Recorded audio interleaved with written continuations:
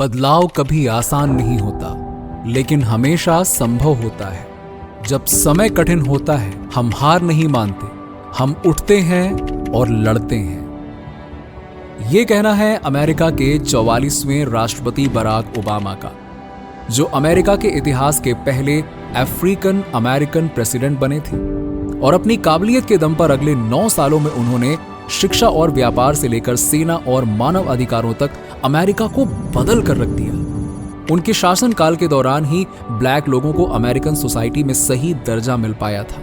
लेकिन क्या आप जानते हैं कि एक गरीब अफ्रीकन लड़का, जिसके पिता ने अपने परिवार को तब तोड़ दिया था जब वो सिर्फ 2 साल का था, वहां से लेकर अमेरिका के राष्ट्रपति बनने तक बराक ओबामा ने अपने जीवन में काफी संघर्ष किया। जिससे मिली सीख को इकट्ठा कर उन्होंने एक इवेंट में सिर्फ 10 मिनट में एक ऐसी स्पीच दी जो जीवन में पढ़ाई और कभी हार न मानने का महत्व सिखाती है।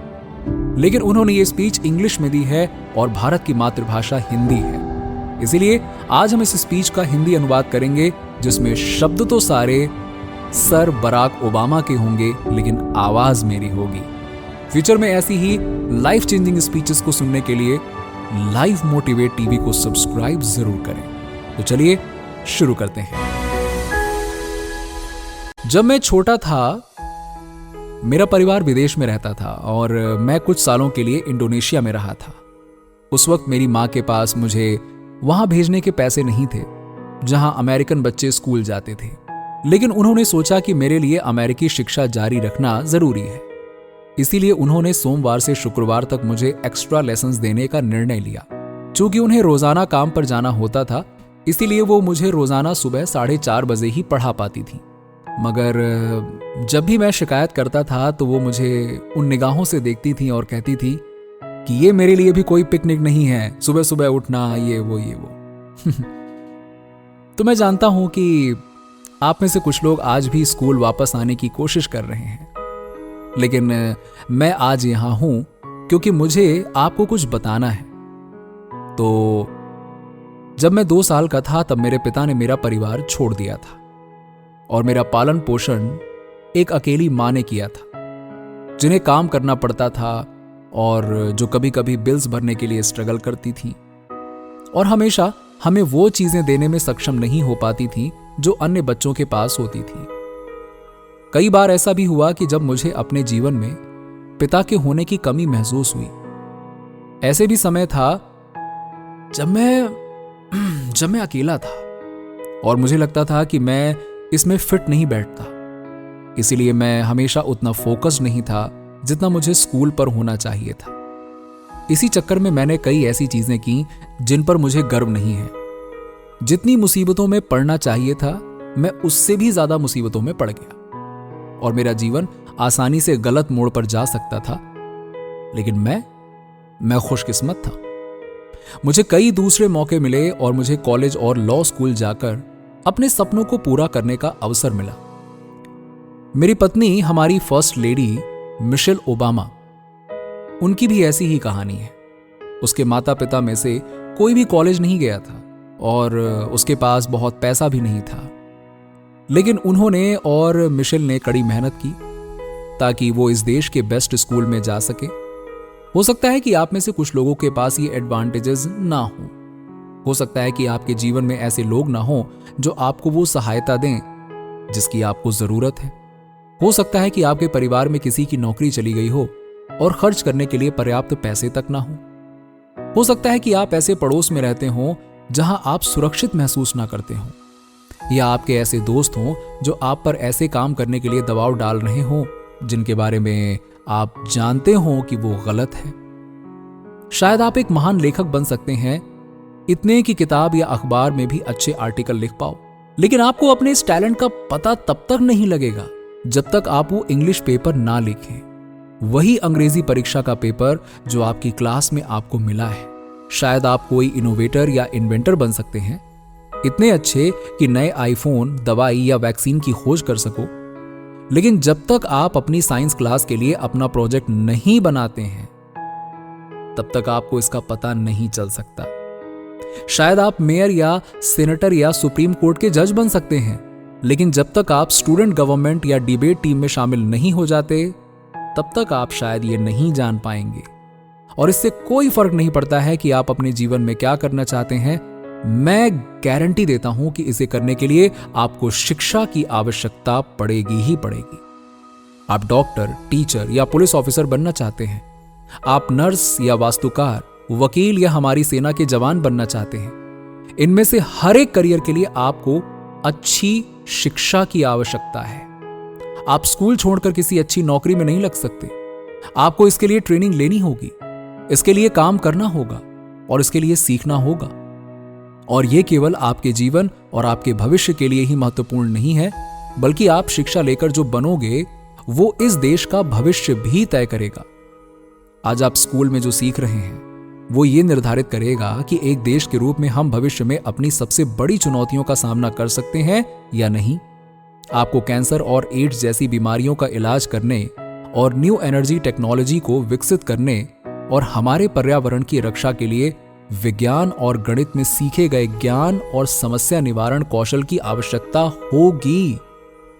मैं जानता हूं कि आप में से बहुत से लोगों के जीवन में इस समय चुनौतियां हैं, जिनके कारण आपके लिए पढ़ाई पर ध्यान केंद्रित करना कठिन हो सकता है।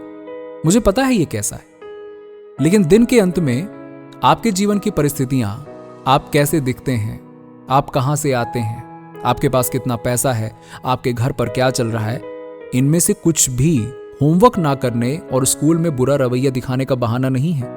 ये आपके शिक्षक को सामने जवाब देने, क्लास बंक करने या स्कूल छोड़ने का बहाना नहीं है। प्रयास ना करने का कोई बहाना नहीं है। आप अभी जहां हैं उससे यह तय नहीं होता है कि आप कहां पहुंचेंगे। किसी ने भी आपके लिए अपना भाग्य नहीं लिखा है, क्योंकि यहां अमेरिका में आप अपना भाग्य स्वयं लिखते हैं। इसीलिए आज मैं आप सभी से अपनी शिक्षा के लिए अपने लक्ष्य निर्धारित करने और उन्हें पूरा करने के लिए हर संभव प्रयास करने का आह्वान कर रहा हूं। आपका लक्ष्य कुछ सरल हो सकता है, जैसे आपका सारा होमवर्क करना, कक्षा या क्लास पर ध्यान देना या हर दिन कुछ समय किताब पढ़ने में बिताना। हो सकता है कि आप अपनी कम्युनिटी में वॉलंटियर बनने का निर्णय लें या जो भी आपका सपना हो। मैं बस आपसे इतना कहना चाहूंगा कि खुद को उसे पूरा करने के लिए कमिट करें। मैं चाहता हूं कि आप असल में इस पर काम करें। मैं जानता हूं कि कभी कभी आपको टीवी से यह समझ आता है कि आप बिना किसी बड़ी मेहनत के अमीर और सफल हो सकते हैं, कि आपकी सफलता का टिकट रैपिंग या बास्केटबॉल या रियलिटी टीवी स्टार बनने के माध्यम से है, लेकिन संभावना है कि आप उनमें से कुछ भी नहीं बनने जा रहे हैं। बल्कि सच तो यह है कि सफल होना कठिन है। आप जो भी सब्जेक्ट पढ़ते हैं वो आपको पसंद नहीं आएगा। आप अपने पास मौजूद हर एक शिक्षक के साथ क्लिक नहीं कर पाएंगे। प्रत्येक होमवर्क असाइनमेंट इस समय आपके जीवन के लिए सही नहीं लगेगा और जरूरी नहीं है कि आप पहली बार ही हर चीज में सफल हो जाएं। चलता है। क्या आपको पता है कि दुनिया में सबसे सफल लोगों में से कुछ ऐसे हैं जो अनगिनत बार फेल हुए हैं? जेके रॉलिंग्स, जिन्होंने हैरी पॉटर लिखा था, उनकी पहली हैरी पॉटर बुक को पब्लिश होने से पहले 12 बार रिजेक्ट किया गया था। माइकल जॉर्डन को उनकी हाई स्कूल बास्केटबॉल टीम से निकाल दिया गया था। उन्होंने अपने करियर के दौरान सैकड़ों गेम गवाए, हजारों शॉट गवाए, लेकिन उन्होंने एक बार कहा था, मैं अपने जीवन में बार बार असफल हुआ हूं और इसी वजह से ही मैं सफल हो पाया हूं। ये लोग सफल हुए क्योंकि इन्होंने समझा कि आपकी असफलताएं आपको डिफाइन नहीं करती। आपको अपने फेलियर से सीखना होगा। आपको उन्हें देख ये समझना होगा कि अगली बार क्या अलग करना है ताकि आप सफल हो पाएं। इसीलिए यदि आप मुश्किल में पड़ जाते हैं तो इसका मतलब यह नहीं है कि आप मुश्किल पैदा करने वाले हैं। इसका मतलब यह है कि आपको सही कार्य करने के लिए अधिक प्रयास करने की जरूरत है। यदि आपको खराब ग्रेड मिलता है तो इसका मतलब यह नहीं है कि आप बेवकूफ हैं, बल्कि आपको उससे सीख लेनी चाहिए और अगली बार अच्छे ग्रेड लाने की कोशिश करनी है। जब भी जरूरत पड़े तो मदद मांगने से ना डरें। मैं हर दिन ऐसा करता हूं। मदद मांगना कमजोरी की निशानी नहीं है, बल्कि यह ताकत का प्रतीक है, क्योंकि यह दिखाता है कि जब आप कुछ नहीं जानते हो तो भी आप में उसे स्वीकार करने की हिम्मत है और फिर वो आपको कुछ नया सीखने की परमिशन देता है। इसीलिए किसी ऐसे इंसान को खोजें जिस पर आपको भरोसा हो। माता पिता, दादा दादी, टीचर, कोच या काउंसलर। और उनसे अपने लक्ष्यों को पूरा करने के ट्रैक पर बने रहने में मदद करने के लिए कहें। और जब आप संघर्ष कर रहे हो, जब आप दुखी हो जाओ और आपको लगे कि अन्य लोगों ने आपका साथ छोड़ दिया है, तब भी कभी अपने आप का साथ मत छोड़ो। क्योंकि जब आप अपने आप को छोड़ देते हो तो आप अपने देश को भी छोड़ देते हो। हमारे देश की कहानी उन लोगों के बारे में नहीं है जिन्होंने हालात कठिन होने पर नौकरी छोड़ दी, बल्कि उन लोगों के बारे में है जो आगे बढ़ते रहे, जिन्होंने कड़ी मेहनत की, जो अपने देश से इतना प्यार करते थे कि अपना बेस्ट देने से कम कुछ भी नहीं कर सके। ये उन छात्रों की कहानी है जो 250 साल पहले वहां बैठे थे जहां आप आज बैठे हो, और नई क्रांति के साथ उन्होंने ये देश बनाया था। ये उन स्टूडेंट्स की कहानी है जो 75 सालों पहले यहां बैठकर डिप्रेशन से लड़ रहे थे और उन्होंने वर्ल्ड वॉर में जीत हासिल की थी, जो सिविल राइट्स के लिए लड़े और इंसानों को चांद तक भेज दिया।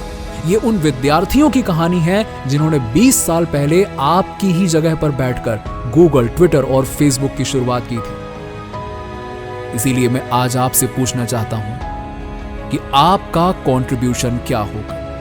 आप कौन सी समस्या का समाधान खोज निकालोगे? आप कौन से आविष्कार करोगे? और इन सभी सवालों का जवाब बेहतर शिक्षा से ही मिलेगा। तो अपनी पूरी कोशिश के साथ पढ़िए, सीखिए और अपने साथ देश के जीवन को भी बेहतर बनाइए। तो दोस्तों, इस स्पीच से बराक ओबामा ने ना सिर्फ अमेरिका के स्टूडेंट्स बल्कि पूरी दुनिया के विद्यार्थियों और युवाओं को यह सीख दी कि जीवन में आगे बढ़ने के लिए पढ़ाई जरूरी है। तो आपने इस स्पीच से क्या सीखा? कमेंट्स में जरूर बताइए। और वीडियो अच्छा लगा हो तो इसे लाइक और शेयर करने के साथ ही साथ ऐसे ही जीवन बदल लेने वाली स्पीच सुनते रहने के लिए हमारे चैनल लाइव मोटिवेट टीवी को सब्सक्राइब करके पास वाली घंटी जरूर दबा दीजिए।